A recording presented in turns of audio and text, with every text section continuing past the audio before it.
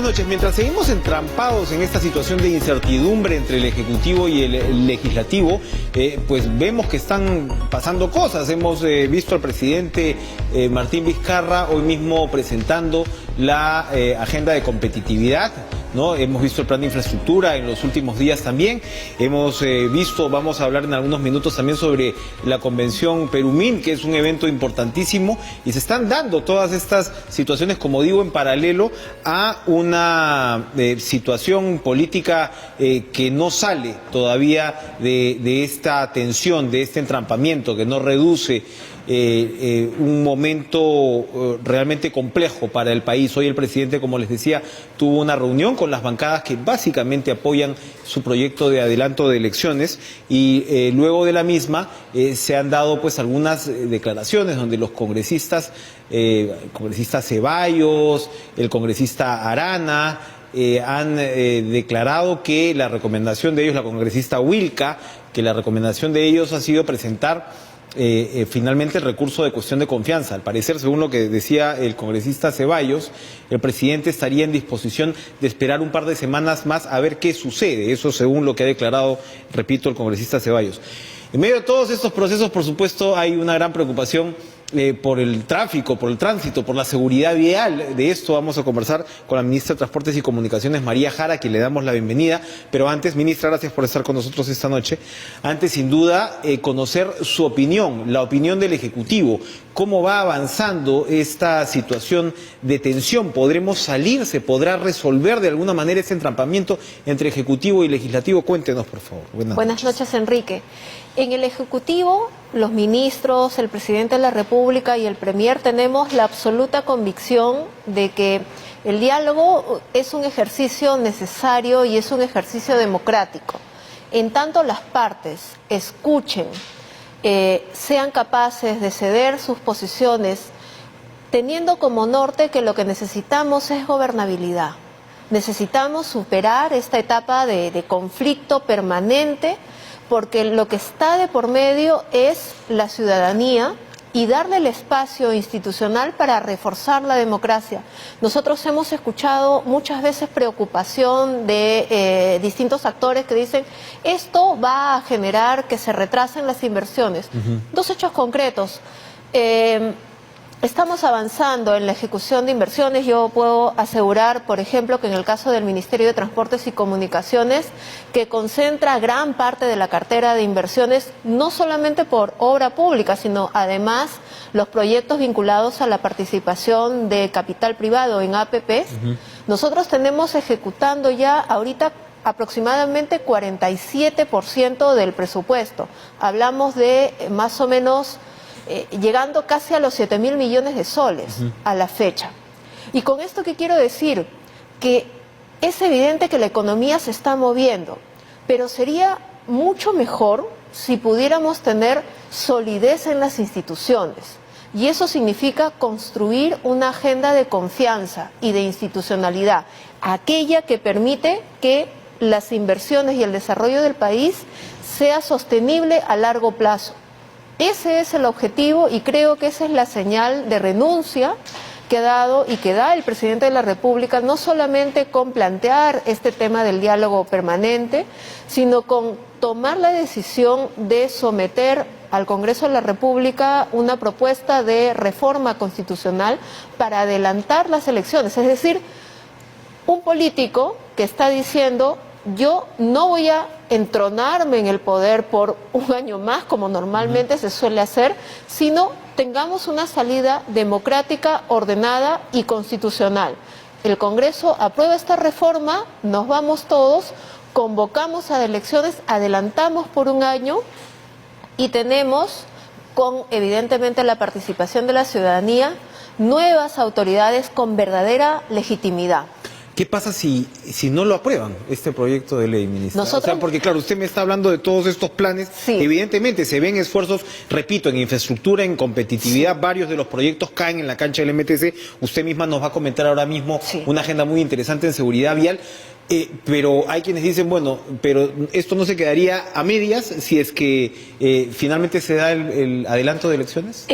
Podría pensarse, digamos, un análisis inmediatista podría pensarse, pero el gobierno, el ejecutivo y los distintos ministerios planificamos nuestro trabajo. Son instrumentos de planificación que no solamente tienen que ver con el corto plazo, es el largo plazo. Deberían ser políticas de Estado. Citabas inclusive el plan de competitividad y el plan de infraestructura para la competitividad. Estos 52 proyectos que involucran más de 300 mil millones de soles, involucran una planificación a largo plazo, 3-4 años, pero además lo que estamos haciendo en el Ministerio es generar políticas públicas que son políticas públicas de Estado, no solamente de gobierno. Y evidentemente con adelantar las elecciones, los ministros triplicamos las energías para dejar ya caminando distintas medidas, distintas acciones, y eso se traduce en desarrollo sostenible. Así es que, si me preguntas, ¿tenemos el peligro de que las cosas no avancen? No, yo creo que no. Yo creo que no, porque estamos trabajando y además el propio presidente del Banco Central de Reserva señalaba, la facturación no ha caído en los últimos meses. Eso quiere decir que la economía no se ha enfriado. O sea, no solamente no hay una crisis grave, como ya lo descartó el ministro de Economía, sino que además estamos avanzando. Hay que rescatar la confianza. Si más bien continuamos con las reglas de convivencia, que en realidad son unas reglas hasta cierto punto insanas, porque hay un enfrentamiento que no permite avanzar. Si continuamos con esas reglas, más bien el desarrollo del país se compromete. Para cerrar el tema, entonces, el gobierno está apuntando a que el proyecto de ley pase. Todos nuestros esfuerzos están apuntando a ello, por eso son todas las horas de diálogo con las bancadas, con el presidente del Congreso, puntualmente los propios ministros. Conversamos con los congresistas y les damos cuenta de la necesidad de este trabajo, que no tiene que ver con un enfrentamiento, sino más bien poner al Perú por sobre todo y tener una agenda que de verdad resalte la necesidad de desarrollar el país en consenso, en paz social, que la gente sienta que sus autoridades de verdad la representan y la escuchan. En las últimas semanas hemos estado hablando también de cambios en materia de transporte para lo que toca a Lima, a partir de una movida, una política como la del pico y placa, que cae por supuesto en la cancha de la municipalidad. Se ha anunciado que esto se va a extender, pero en su cancha, hay otras importantes medidas que tienen que ver con la seguridad vial. Queremos saber, por supuesto, también de la Autoridad Única de Transporte, ¿no? Cómo ha ido avanzando. Tuvimos a precisamente la autoridad cuando se instaló. Cuéntenos, por favor, su agenda en esta materia. A ver, yo agradezco muchísimo la oportunidad de conversar sobre materias de seguridad vial, reforzar el rol del Ministerio de Transportes y Comunicaciones en materia de servicios, porque normalmente el Ministerio ha sido visto como un ministerio ejecutor.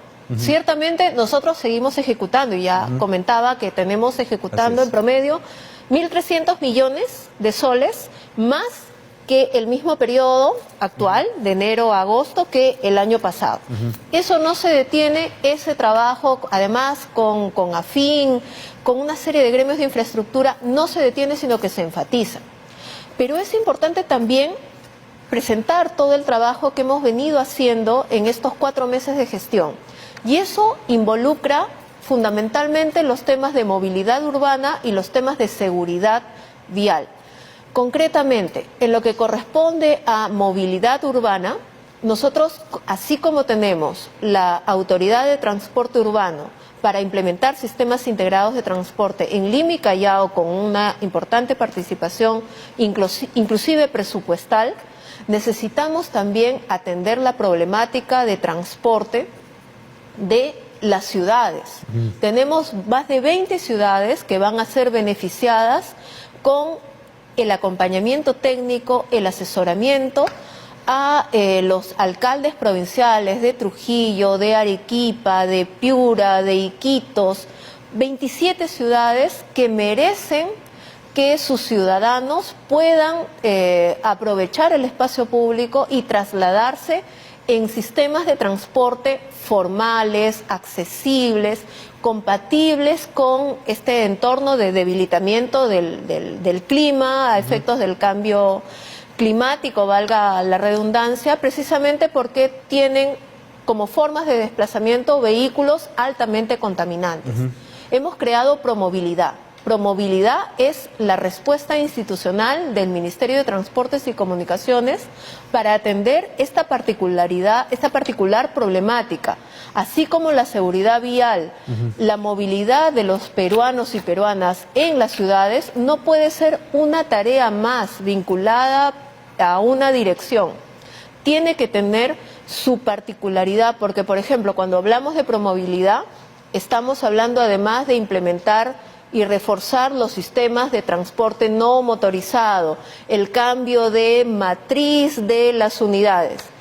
Y algo que quiero destacar es que este esfuerzo que hace el Ministerio de Transportes y Comunicaciones se engarza, por ejemplo, con un trabajo que hemos desarrollado con el Ministerio de Ambiente y con el Ministerio de Economía y Finanzas para presentar dentro de la cartera de proyectos de ley al Congreso de la República la ley del bono de chatarreo. Exacto, hay una lista y efectivamente se va a retomar el tema pues, del chatarreo. Así es, ¿no? y son no solamente una norma, son 150 millones de soles que ya el Ministerio de Economía y Finanzas separó del presupuesto para poder financiar esta renovación del parque automotor que va a salir. Entonces, perfecto. Eso creo que es muy importante. Hay varios proyectos de ley, está el de fortalecimiento de la seguridad vial. Así es. ¿No? Hay un tema de mejora de las condiciones de seguridad y la identificación de los vehículos que prestan el servicio de transporte terrestre, ¿no? Turístico, donde también hay mucha informalidad. Sí. ¿No? Sí, y concretamente con el tema de transporte turístico podemos, por ejemplo, destacar que los vehículos estos tubulares y los vehículos de carácter panorámico no tenían obligación de no modificar, por ejemplo, su chasis para aumentar el y hemos visto incluso tragedias. Así es, o tener el cinturón de seguridad de 3 puntos. Entonces, ese tipo de cosas las hemos corregido y además, de la mano con el Ministerio de Comercio Exterior, que tiene en su cartera turismo, hemos desarrollado un aplicativo que permite que las propias empresas de servicios turísticos conozcan de primera mano si los vehículos que contratan son vehículos formales, si tienen SOAT, si tienen CITB,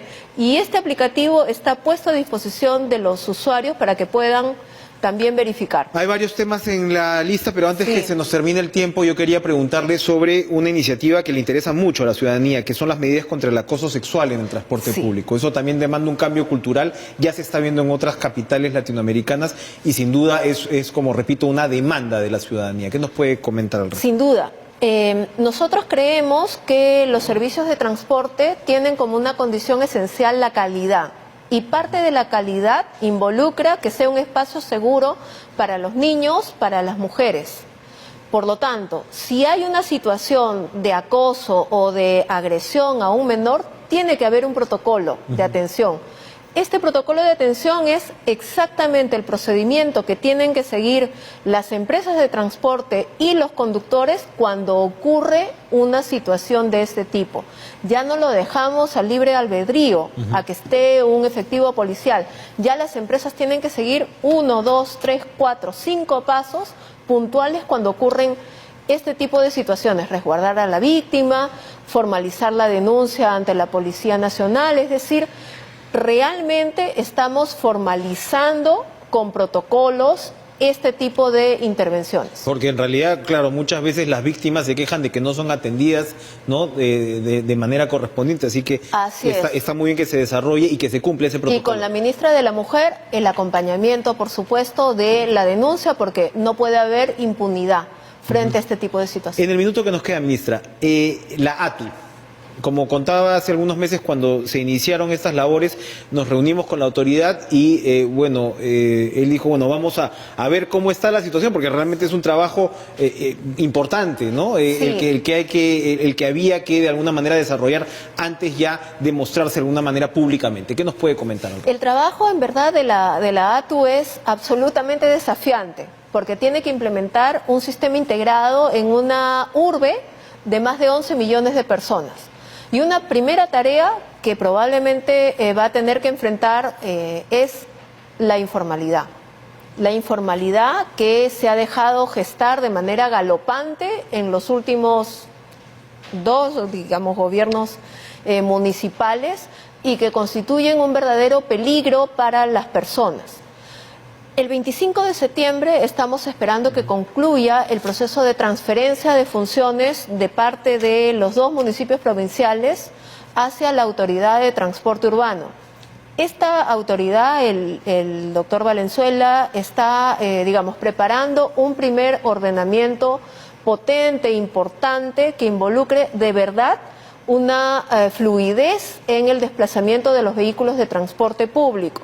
Pero además dentro de sus planes está también mirar no solamente la movilidad en Lima, sino esta movilidad que luego de los estudios correspondientes nos dirá qué tipo de transporte es idóneo para el Callao.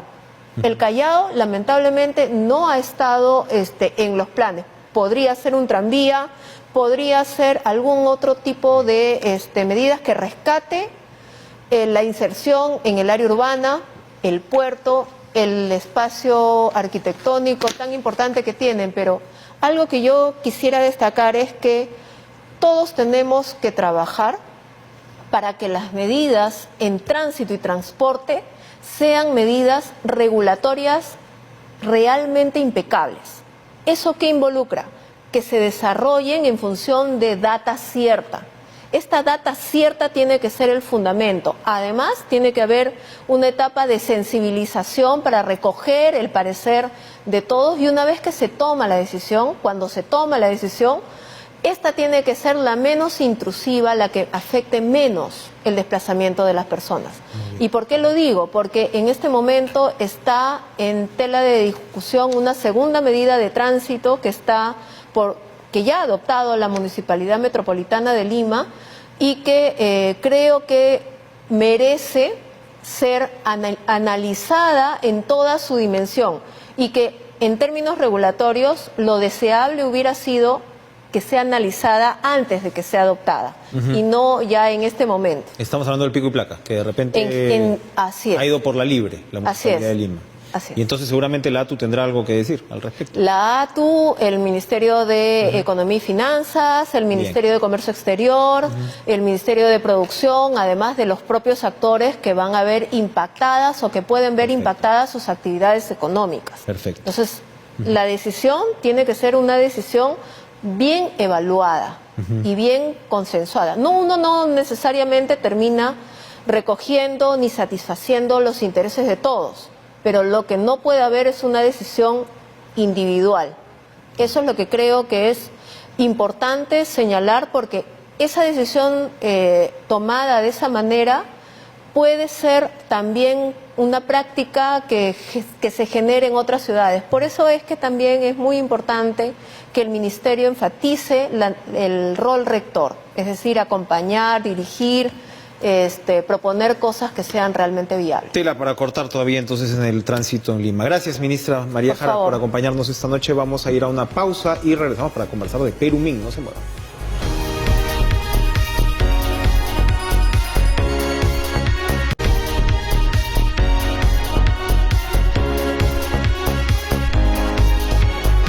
Correctos, Perumín es la segunda feria minera del mundo, se va a realizar del 16 al 20 de septiembre en Arequipa. Carlos Gálvez es su presidente y muchos dirían, Carlos Gálvez, están volviendo donde las papas queman, precisamente en Arequipa, donde se ha dado todo este debate en torno a Tía María, donde se sigue dando, de hecho. ¿Qué nos puede contar de este importantísimo evento? Buenas noches, gracias por venir. Buenas noches, Enrique, gracias por la invitación.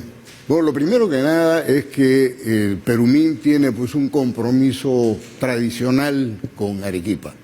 Nosotros estamos comprometidos en por lo menos 2 eventos adicionales con Cerro Juli. Y es lo que nosotros quisiéramos hacer. Estamos haciendo una mirada, generando una visión para la juventud al año 2050. Nosotros entendemos claramente que la industria minera no es un fin en sí mismo. Es un instrumento fantástico para insertarnos en la industria del conocimiento. Efectivamente hay todo un tema con startups en el Perú? Hemos venido trabajando 2 años en hackatones y eventos de tecnología, información, comunicación, automatización y robótica. Y en eso se está caminando y definitivamente estamos haciendo emprendimientos hacia el futuro, convocando a empresas mineras locales y sus proveedores, empresas brasileñas y sus proveedores, empresas chilenas y sus proveedores. Y con todo esto vamos a hacer un desarrollo hacia el futuro. Ahora, atracción importante han sido los temas tradicionales, los trabajos tradicionales que se han presentado, parte del concurso para el Premio Nacional de Minería. Se han presentado más de 500 trabajos, que significan 50% más que el récord histórico presentado jamás. Adicionalmente, hemos creado el Perumín Inspira, donde se ha presentado 180 proyectos de sostenibilidad que tienen que contar cuando menos con el cumplimiento de 4 de los objetivos de sostenibilidad de las Naciones Unidas. Y en eso estamos trabajando al Reverdejo con mucho entusiasmo. Y hemos captado la atención de 1.500 voluntarios universitarios de los 2 últimos años que han sido preseleccionados, entrenados, puestos en contacto con las entidades que van a estar allí, y eso nos está permitiendo que estos 1.500 estudiantes tengan una franja de 2 horas en el pabellón principal, en la plenaria, para que reciban las conferencias de los principales oradores del día mediante el esquema que le gusta a los chicos, que es el Tech Talk, que es una muy dinámica. Hemos armado una mina virtual para poder llevar niños de colegio, de 1º a 5º de secundaria, que vean de primera mano cómo es una operación minera y que no les cuenten cuentos, porque hay demasiados mitos y cosas que se van diciendo al aire. Y lo que vamos a tener ahí son precisamente estos niños que van guiados por amautas mineros que son estudiantes universitarios que le van a explicar no solamente de las formaciones geológicas, la historia de la minería en el Perú, cómo es que es una operación, y la vivan, una operación minera subterránea, una operación de tajo abierto, los proyectos de sostenibilidad que manejamos, cómo es un día en tu vida con o sin metales y que después puedas pasar a operar en simuladores, equipos de gran tamaño. Eso es una innovación completa nunca antes vista en un Perumín. Para terminar, vuelvo al tema del principio. Evidentemente la agenda que usted nos describe es sumamente importante. El tema de conflictividad, ¿cómo superarlo? Bueno, la conflictividad se supera cuando acudimos a la razón y no a la pasión. Y por eso es que el Perumín no tiene un espacio de discusión política, porque cuando uno habla de política habla de pasiones. Aquí lo que vamos a hablar es de ciencia y tecnología. Si tenemos un problema de agua, estamos trayendo a los principales científicos para que nos digan qué es bueno, qué es malo, qué es aceptable y qué no. Si estamos hablando de temas de infraestructura compartida, por eso es que lo hemos invitado, por ejemplo, al gobernador regional para que participe y tome contacto, por ejemplo, con la embajadora de Gran Bretaña, que fue un actor principal para el manejo de los panamericanos, y es una red de contactos que le puede proporcionar para su desarrollo hacia el futuro, etcétera. O sea, tenemos y estamos trayendo, por supuesto, catedráticos del primer mundo, de Australia, de Canadá, de Estados Unidos, del MIT estamos trayendo, para que precisamente nos ponga en el contacto, en el contexto, de esta era de la industria del conocimiento. El siglo XXI es así. Ojalá el señor Cáceres Yica pues lleve su agenda y apunte varios números de teléfono. Gracias, Carlos Gálvez. Suerte en este evento tan importante. Vamos a ir nosotros a una pausa. Regresamos con la última hora. Muchas gracias.